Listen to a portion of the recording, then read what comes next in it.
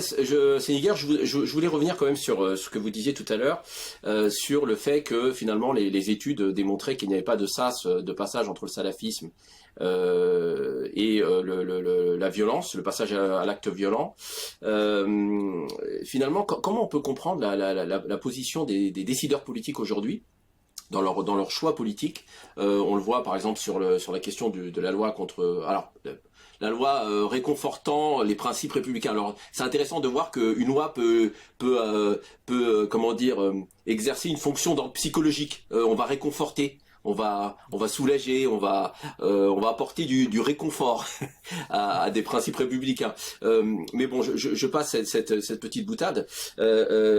Comment comprendre finalement ce choix des acteurs politiques dans leur analyse du phénomène de la question de l'islam de France, notamment des acteurs liés au rigorisme musulman. Voilà, est-ce que c'est une posture qu'on pourrait qualifier de pure ignorance? Est-ce que les décideurs politiques sont mal conseillés, ou est-ce que c'est un choix, c'est le choix d'une ligne politique assumée comme telle, néoconservatrice? On parlait de guerre préventive. Voilà. Donc comment vous comprenez finalement cette orientation? Je pense qu'il ne faut pas postuler a priori. On peut avoir cette tendance, ce réflexe dans le sens commun. Il ne s'agit pas je dirais, de mépriser le sens commun. Le sens commun peut être utile. Mais le sens commun consiste à croire que les acteurs sont pleinement conscients de ce qu'ils font, de ce qu'ils disent. Je le disais tout à l'heure à propos de l'illusion au sens freudien, certains acteurs croient bien faire quand ils font ce qu'ils font. Et je m'en suis rendu compte. Je pense que ce qui a animé un certain nombre d'acteurs politiques, étatiques au premier chef, c'est la volonté d'assurer et de réassurer la population, notamment non musulmane, la composante non musulmane. Je le crois fondamentalement. C'est-à-dire faire en sorte d'éviter qu'il y ait, et c'est heureux, de nouveaux attentats ou des actes violents. Et ça se comprend parfaitement, que l'État agisse pour empêcher que de nouveaux actes terroristes voient le jour ou aient lieu. Mais comme il est difficile et que c'est désarçonnant de trouver un profil type de celui qui va passer à l'acte violent, même s'il y a quelques signaux qui démontrent que quelqu'un est sur la corde raide en quelque sorte, et sur la mauvaise voie, discours de haine, discours violent ou appelant à la violence. Et là, en l'occurrence, les forces de police sont à même d'intervenir. Mais en interrogeant et en quelque sorte en pratiquant cette sécuritisation, pour reprendre l'expression de Thierry Balzac, on fait primer la logique sécuritaire sur une logique sociale, de discernement. Vous parliez de discernement tout à l'heure. Au fond, pour éviter qu'il y ait des problèmes et d'effets de surprise, on va mettre en quarantaine, passez-moi l'expression, tous ceux qui apparaissent comme rigoristes, parce qu'on a entériné l'idée selon laquelle le rigorisme est un sas, comme je le disais tout à l'heure.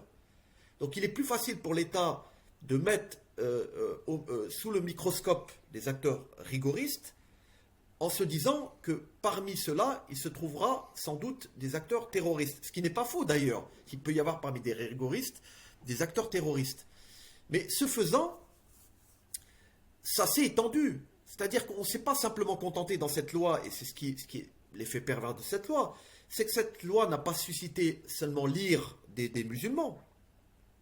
Elle a suscité un tollé général qu'on peut remarquer chez des catholiques, chez des croyants d'autres religions que simplement la religion musulmane, mais même chez des libres penseurs. Oui. Parce que ça attente à la liberté individuelle, à la liberté de pensée et de conscience. Je vais donner un exemple concret, puis sans quitter la question que vous posez. Quand on décide de mettre en cause des associations, on peut en penser ce qu'on veut de ces associations. Par exemple, le collectif contre l'islamophobie en France. Dissous sur décision politique et validé par le Conseil d'État. En 2020, fin 2020, si mes souvenirs sont bons. Au prétexte que cette association dénonce l'islamophobie, ça pose question. Ça montre bien qu'il y a une forme délit d'opinion, d'une certaine façon. On peut ne pas être d'accord avec l'expression islamophobie d'État, mais pourquoi vouloir dissoudre une association qui a un discours contestataire? Et cette loi du 24 août 2021 met sur la sellette, sur le grill, on pourrait dire, des associations qui pourraient éventuellement avoir une dimension culturelle ou religieuse, peu ou prou marquée, et qui développera un discours critique à l'égard de l'État ou à l'égard des politiques publiques. Et ces associations pourraient voir leurs subventions retirées, empêchées, et voir l'association dissoute en tant que telle. Donc ça pose des questions, cette loi du 24 août 2021. Elle part de ce présupposé je l'ai dit plusieurs fois au cours de cette intervention, part de ce présupposé d'un lien mécanique entre une sémantique, une grammaire religieuse, surtout si elle est contestatrice de l'ordre politique, et la justification qu'il y aurait au passage à l'acte violent. Dernier exemple, et je m'arrêterai provisoirement, regardez ce qu'on dit au sujet de l'islamophobie. Je vais donner une définition claire, nette et précise, du moins je l'espère. Et pour ceux qui sont plus curieux, ils pourront aller voir les travaux d'Abdelali Adjad, Marwan Mohamed et d'autres. L'islamophobie, c'est le discours ou l'acte discriminatoire qui touche une personne en raison de son appartenance réelle ou supposée à l'islam. Parce que des personnes utilisent à mauvais escient l'islamophobie, on en vient à délégitimer la réalité de l'islamophobie. C'est-à-dire qu'on discute beaucoup plus du contenant que du contenu. Si vous mobilisez dans l'espace public de la parole l'islamophobie, pour lutter contre l'islamophobie, vous pouvez être soupçonné de faire le jeu de l'islamisme, voire du radicalisme. Puisqu'on vous expliquera, et moi ça me choque, ça me scandalise. Ouais. On va citer l'exemple du malheureux Samuel Paty, un de nos collègues qui a été assassiné dans des conditions affreuses, effroyables, en octobre 2020, parce qu'il a été injustement accusé d'islamophobie, qu'il en a payé de sa vie. Alors l'islamophobie serait un permis de tuer. Oui, mais ça c'est une instrumentalisation malheureuse de circonstances dramatiques. Dans une espèce de guerre idéologique ou de conflit politique entre des différents acteurs, qui partagent des visions du monde ou des visions de ce qu'est la France et de ce que devrait être la France. Et ça, effectivement, c'est une instrumentalisation malheureuse. Mais moi, Hawat Seneca, je voulais vous demander, il y a quand même quelque chose qui est problématique dans cette position des décideurs politiques, c'est que finalement, en élargissant de manière arbitraire, puisqu'il n'y a aucune étude scientifique qui prouve le bien fondé et on doit encore avoir une approche rationnelle dans ce travail. C'est ce qu'on est en droit d'attendre à la fois des chercheurs mais aussi des décideurs politiques. C'est pour ça que je parlais de discernement et que voilà, on a des acteurs qui sont aux manettes de l'État et qui prennent des décisions qui impactent la vie et la destinée de millions de Français. Donc on est en droit d'attendre de ces personnes qu'elles fassent preuve d'un minimum de rationalité. Comment comprendre finalement cette extrapolation abusive, on le voit dans les derniers développements, d'une politique qui vise à prévenir la radicalisation, alors qu'elle pourrait tout aussi bien, en persécutant de manière administrative des individus, des perquisitions à domicile, devant des enfants à 6 heures du matin, des comptes bancaires qui sont fermés et qui mettent les acteurs en question dans des difficultés financières incommensurables. Ce type de politique qui est aveugle, à partir du moment où elle ne cible pas des individus qui sont réellement dangereux, pourrait produire c'est-à-dire pourrait, chez des individus qui seraient fragiles psychologiquement, pourrait produire, à contrario, des acteurs qui sombreraient dans la violence. Je ne sais pas si ma question est claire. C'est clair, je pense que ça crée déjà au minimum de la désaffiliation. Quand je parlais d'illusion républicaine, il y a beaucoup de musulmans qui croient en la République, ils croient de moins en moins, en raison justement de ces impérities étatiques et politiques. Donc il y a au moins de la désaffiliation, voire de la violence parfois. Il peut y avoir de la violence. Et cela, personne ne le souhaite. Donc il y a une forme de désaffiliation. Il y a quelque chose qui rend bien compte du symptôme que vous décrivez. Dans les franges les plus modérées, je n'aime pas l'expression modérée parce qu'on ne sait pas très bien ce que ça veut dire. Mais j'y reviendrai dans quelques instants. Il y a même les modérés, ou ceux qu'on présente comme des modérés, sont aujourd'hui excédés par les politiques publiques à l'endroit des musulmans. Je cite Kamel Kaptan dans cet ouvrage, qui s'est toujours montré disposé à être en bonne entente avec les acteurs politiques locaux, avec les acteurs étatiques, etc., et qui lui-même est excédé. Quand les modérés, je mets des guillemets, sont excédés, c'est que quelque chose ne tourne pas rond. Ça, c'est une première observation que je ferai. Donc, ce ne sont pas que les excités, je mets de nouveau des guillemets, qui en voudraient à la République, parce qu'ils seraient excités. Hein. C'est l'explication parfois qu'on qu'on entend qui est un peu courte, hein, on en conviendra. Mais quand on voit que des modérés, ou ceux qui sont présentés ordinairement comme des modérés, sont eux-mêmes excédés, c'est que quelque chose ne tourne pas rond et que c'est symptomatique d'une situation malaisée. Deuxième observation. Troisième observation, et c'est un impensé qui n'est pas toujours impensé, puisqu'on l'entend quand Emmanuel Macron souhaite un islam des Lumières, c'est que l'action politique est tendue par cette idée que le bon islam, c'est l'islam libéral. Il y a cette conviction. Et là, on est sorti de la laïcité. Hein. Je pense qu'on sort de la laïcité. Bien sûr qu'on sort de la laïcité. Et c'est le président de la République qui est garant des institutions françaises qui sort de la laïcité. Ça repose encore un problème sur la légitimité de la laïcité aujourd'hui, à partir du moment où même les acteurs qui la représentent ne la respectent pas. C'est un problème parce que on pourrait penser que, à titre personnel, il peut penser qu'un islam libéral est mieux, est meilleur qu'un islam conservateur. C'est sa liberté. Mais en tant que chef de l'État, il n'a pas souhaité un islam des Lumières ou un islam progressiste. Ce n'est pas sa fonction. Que dirait-on s'il disait « je veux un libéralisme juif ou un libéralisme catholique » Ça n'a pas de sens, ça n'aurait pas plus de sens. C'est cette observation que je voudrais faire. Dernière chose, c'est que là, il y a des relents, je dirais, post-coloniaux. Hein, je suis contre cette idée qu'il faudrait réduire les politiques publiques aujourd'hui de l'islam ou sur l'islam simplement un continuum. Ce n'est pas comme ça que ça se passe dans la réalité. Et je cite Marc Bloch dans l'ouvrage, hein, l'idole des origines. Il ne faut pas croire qu'il y a une origine qui déterminerait le reste, la marche de l'histoire. Donc historien français, hein, Marc Bloch. Hein. C'est ça, Marc Bloch, absolument, qui était un résistant et qui a été, je crois d'ailleurs, torturé par la Gestapo et qui est mort sous la torture. Marc Bloch dit attention à l'idole des origines. Ça n'explique pas ce que deviendra le rapport de la France avec les musulmans. Mais malgré tout, il y a des formes de continuité. Je citerai volontiers l'ouvrage remarquable de la regrettée Jalila Sbaï, qui a écrit sur la politique musulmane française entre 1911 et 1954, si je me souviens bien du titre. Elle rappelle que Robert Montagne, qui était un ethnologue, un orientaliste, un administrateur colonial, souhaitait un islam libéral. Parce que c'était la seule manière de libérer l'islam d'un obscurantisme présupposé et surtout de le rendre compatible avec la domination coloniale. Tout à fait. Alors, comment veut-on que les musulmans prennent ces interventions, ces intrusions intempestives de l'État dans la gestion du culte musulman? Dernier exemple, l'ouvrage de Gérald Darmanin, ministre de l'Intérieur et des Cultes. Toujours en fonction. Toujours en fonction, sur le séparatisme. Ce livre m'est tombé des mains. J'ai été sidéré parce que j'y ai lu. Et je l'ai lu plusieurs fois pour prendre la mesure de ce qu'écrivait le ministre.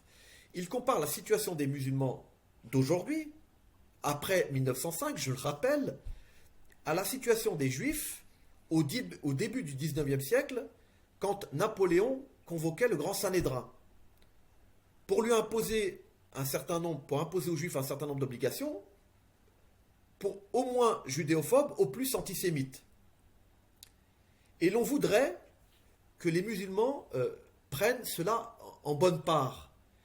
Ils sont traités comme des mineurs au sens kantien du terme. C'est-à-dire qu'il faudrait un tuteur pour les amener à s'émanciper. Donc, vous voyez, ça confirme cette idée. C'est-à-dire qu'ils ne sont pas capables, pour expliquer à nos auditeurs, c'est-à-dire chez Kant, la minorité, c'est-à-dire que l'être humain ne serait pas capable, pour un certain nombre d'acteurs politiques, religieux et autres, ne serait pas capable de faire usage de sa raison par lui-même et nécessiterait l'usage d'une tutelle, c'est une mise sous tutelle, voilà, d'un tiers. Voilà, c'était juste pour éclaircir le sens. Absolument, c'est ça, c'est cet opuscule Qu'est-ce que les Lumières que je recommande fortement. Et on a l'impression que les musulmans sont traités en mineurs, vraiment au sens kantien du terme. Ils ne sont pas mineurs ou minoritaires, hein, minoritaires mais au sens non pas juridique, mais au sens intellectuel du terme. Et on en est là aujourd'hui. C'est-à-dire que ce traitement paternaliste, une forme de paternalisme qui est à l'œuvre, ne renforce pas les liens qui peuvent exister, encore une fois au niveau local, entre les autorités politiques et les acteurs musulmans.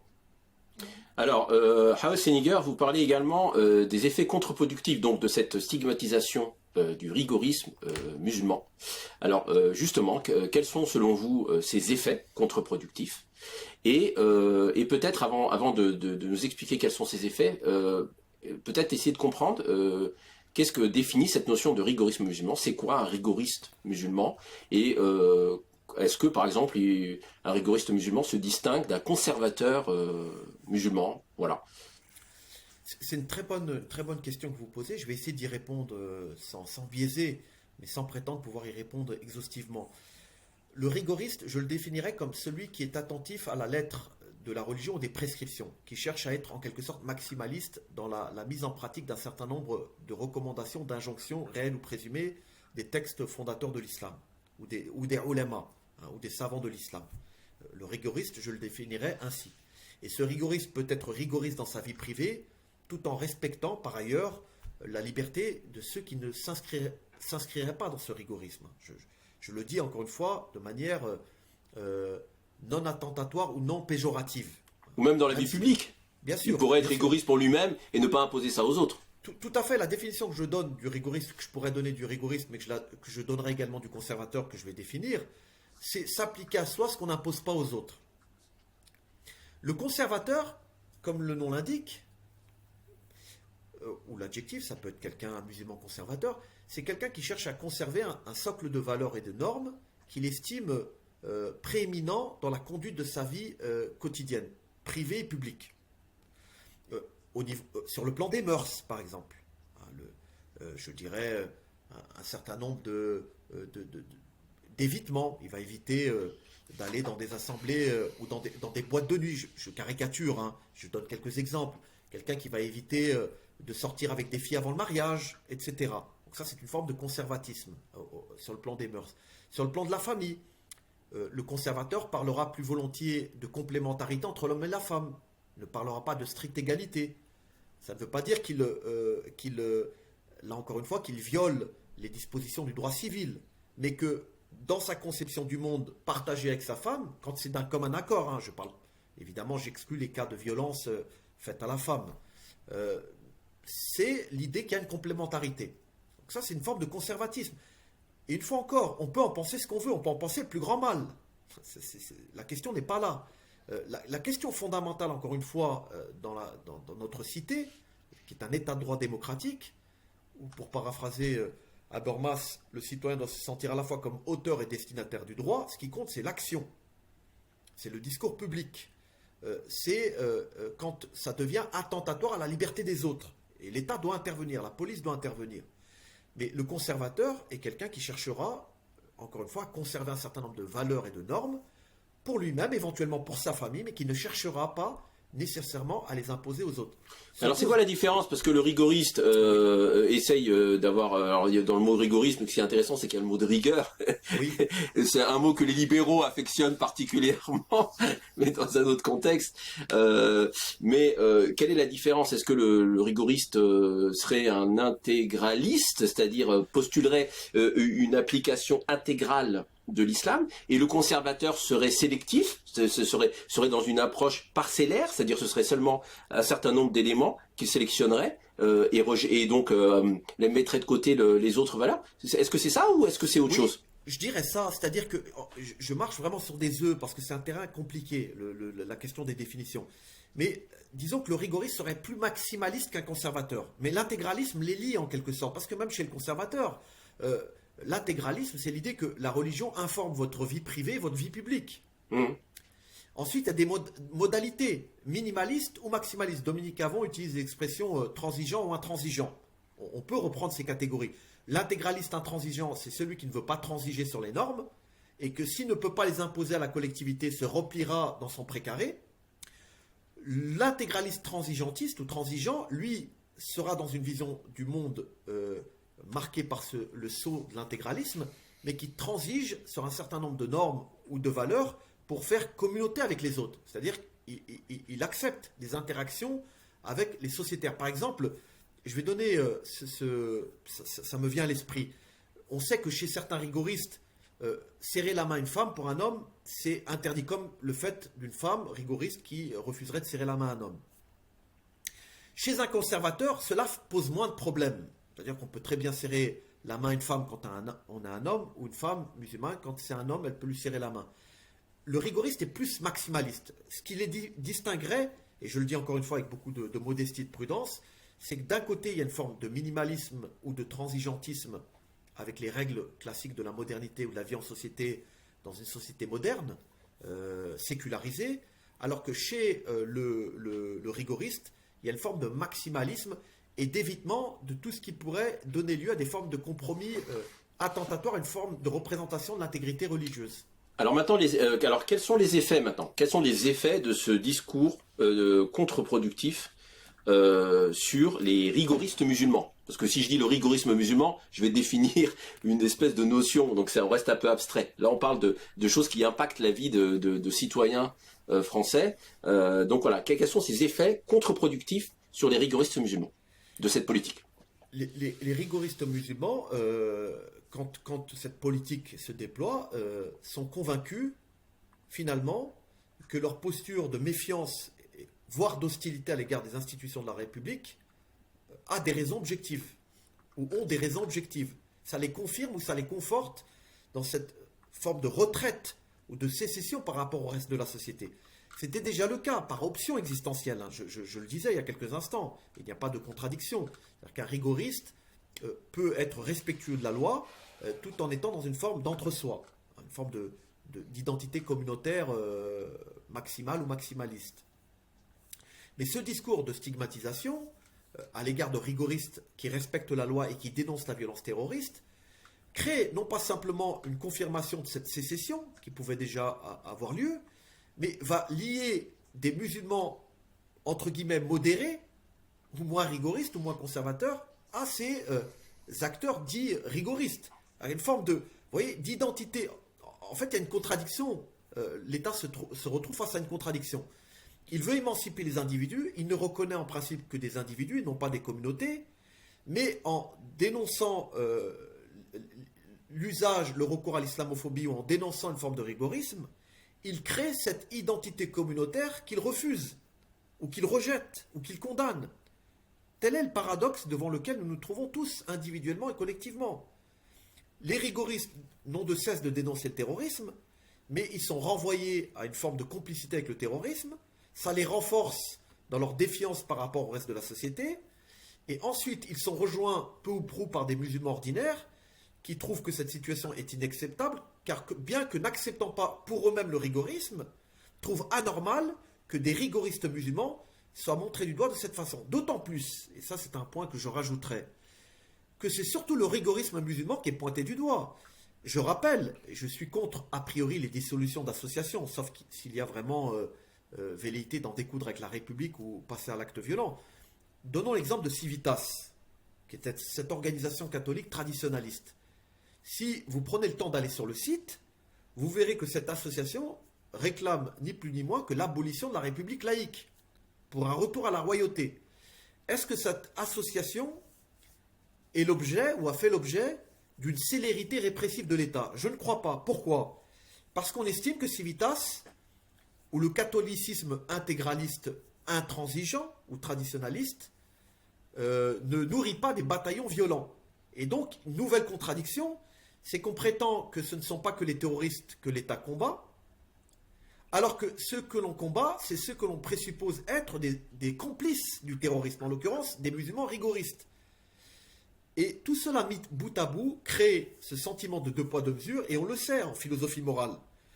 Si à situation égale, il n'y a pas de traitement égal, c'est une forme de, je dirais, de deux poids deux mesures qui est vécue et perçue comme telle par un certain nombre de nos concitoyens. Oui, c'est intéressant ce que vous disiez, parce que finalement, on constate que l'État et les décideurs politiques en général créent une forme de séparatisme même, justement en isolant, en distinguant des acteurs citoyens de confession musulmane qui peuvent avoir une lecture rigoriste de leur religion, mais qui respectent les lois et donc finalement pour dénoncer par la suite l'existence d'un séparatisme musulman. Alors finalement, il y a quand même une question importante, Hawasiniger, que je voudrais vous poser, c'est aujourd'hui, comment les décideurs politiques et les acteurs institutionnels de France voient l'islam. C'est-à-dire quelle est leur lecture de l'islam, comment la perçoivent-ils, et comment perçoivent-ils les musulmans musulmans pratiquants. Voilà, donc c'est quand même une question importante parce que c'est cette vision qui informe et qui détermine, cette vision en amont informe et détermine toutes ces politiques en aval. Voilà, donc voilà. Est-ce que vous avez une idée de la manière, peut-être nous donner quelques références, hein, c'est pas de manière exhaustive qu'on peut aborder ce sujet, mais peut-être quelques indicateurs pour comprendre aujourd'hui auprès de l'establishment ou des décideurs politiques et institutionnels comment l'islam et les musulmans sont-ils perçus? Est-ce que c'est encore une cinquième colonne? Est-ce que c'est une menace pour l'identité française ou la nation française, ou est-ce que c'est plus nuancé que ça? C'est une très bonne question. Je vais là aussi tenter d'y répondre, hein. Elle est fondamentale, cette question, qui en appelle d'autres d'ailleurs, et vous l'avez suggéré par la question centrale que vous posez. D'abord, il est difficile de répondre de manière homogène. Ça dépend de quel acteur on parle, de quel acteur politique ou de quel acteur étatique. Je crois pouvoir dire que la majorité des acteurs politiques dits républicains, ou dans le camp républicain, hein, c'est une expression que je reprends mais qu'il faudrait déconstruire, on n'en a pas le temps, reconnaissent que la majorité des musulmans vivent en paix, paisiblement, en société. Ça, c'est un constat qui est quasiment partagé par l'ensemble du personnel politique. Et vous allez voir, il y a des contradictions malgré tout. Deuxième élément, c'est cette idée que les musulmans n'ont pas réussi, je pense aux yeux d'un certain nombre d'acteurs étatiques, à finalement à construire en tant que tel véritablement un islam de France, comme si cet islam était un islam exogène. C'est ça aussi qui est assez prégnant dans le discours, dans un certain discours public, c'est l'idée que c'est les musulmans, il y a des conflits sur la question de l'islam. Si cette question est conflictuelle, c'est qu'au fond, les musulmans sont plus récemment arrivés sur le territoire national, ce qui est en plus une aberration d'un point de vue historique, hein, on va y revenir. Cette idée que c'est encore exogène, c'est un objet exogène, l'islam, et les musulmans viennent d'ailleurs. Troisième chose, il y a cette illusion, cette idée qui est un préjugé, que le champ islamique français ou le champ islamique hexagonal serait vampirisé par l'islamisme. Cette idée que c'est l'activisme islamiste qui aurait pris le dessus, je ne sais pas sur quelle base factuelle on peut dire une chose pareille, mais cette idée que finalement les islamistes ont pris d'assaut le champ islamique musulman. Une thèse d'ailleurs défendue par l'une de nos collègues qui est anthropologue, que je ne citerai pas. Inutile de faire plus de pub pour cette personne. Quatrième chose, et c'est là aussi un nouveau paradoxe, c'est que quand on écoute et quand on lit le discours notamment d'Emmanuel Macron, il n'y a pas de mise en cause du fait que les musulmans peuvent pratiquer beaucoup, de manière rigoriste. Vous pouvez être très pratiquant. Le plus important, c'est que vous respectiez la République. Mais en même temps, cette idée que le conservatisme éloigne, malgré tout, de la vie en société. D'où le fait que, de manière récurrente, on a des discours stigmatisants à l'égard des femmes qui portent le foulard, en expliquant que le voile ne serait pas conforme à la civilité ou à la sociabilité française. Ce qui est un discours moral d'ailleurs, une forme de moralisation. On fait la morale aux musulmans. On leur fait de la morale. Ce n'est pas de la politique, c'est de la morale. Si Emmanuel Macron ou d'autres disaient le foulard est interdit dans certains lieux par la loi, et qu'il s'arrêtait là, personne ne dirait rien. S'il rappelait simplement la loi, personne n'aurait rien à redire. Sauf que, à plusieurs moments, c'est un discours de valeur et de morale sur le foulard. Donc vous dites aux femmes qui portent le foulard, en quelque sorte, qu'elles seraient moins françaises ou moins accomplies que d'autres. Donc vous les livrez en pâture, vous les jetez en pâture d'une certaine façon. Vous pouvez très bien dire qu'elles ont le droit et elles sont libres dans l'espace public de porter le foulard, mais quand vous affectez le foulard d'un coefficient négatif, vous créez les conditions objectives d'une mise en cause plus sévère, ensuite plus attentatoire à l'intégrité morale de ces femmes par un certain nombre de courants politiques.